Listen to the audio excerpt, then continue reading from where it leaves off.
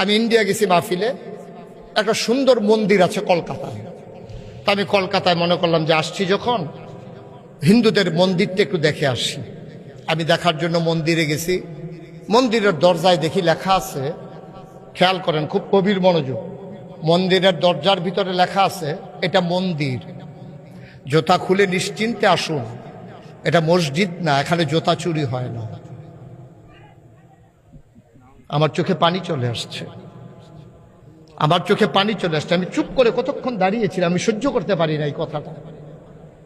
অর্থাৎ কি বুঝাইলো, তোমাদের মুসলমানের মসজিদে জুতা চুরি হয়, তোমরা জুতা নিয়ে রাহন লাগে মুসল্লির সামনে দিয়া, বাক্স নিয়ে রাহে সামনে দিয়া, আবার লেখা থাকে জুতা চুর থেকে সাবধান। মসজিদের জুতা চুরি হয় কিন্তু মন্দিরে জুতা চুরি হয় না। হিন্দুরা এটা লেখা রাখছে মন্দিরের সামনে। আমরা মরি না কেন? আমরা আমাদের কি মুখ দেখানোর জায়গা আছে নাকি? নিয়ে সত্যি কথাই তো। আপনি হাজীগঞ্জ বড় মসজিদে জুতা নিয়ে বাইরে রেখে মসজিদে ঢুকতেন পারবেন? আইয়া দেখবেন জুতা নাই, পাঞ্জাবি ডারে যে রয়েছে এটা গাওয়া আসিল, দেখা লইলে ডো খুললা লয়ে গেল। কি ভাই, কেন আমরা এমন হইলাম? এখানে কি হিন্দু চুরি করতে আসছে? বলেন, হিন্দু চুরি করতে আসছে? খ্রিস্টান চুরি করতে আসছে? মুসলমানের সন্তান, মুসলমানের সন্তান মুসলমানের মসজিদে জুতা চুরি করার জন্য পাঞ্জাবি গায়ে দিয়া টুপি মাথার দিয়ে গিয়ে দাঁড়াইছে। আমরা সেই মুসলমান নিয়ে আবার মুখ দেখান নিয়ে মুসলমান করে বেড়াগিরি দেখান।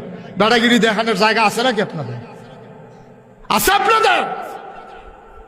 নাইলে এখানে কোরআনের আলোচনা হয়, পাশে দাঁড়াইয়া কথা বলে, এই ছেলেগুলো কি হিন্দু? মুসলমানের সন্তান না এগুলো? হিন্দুর সন্তান।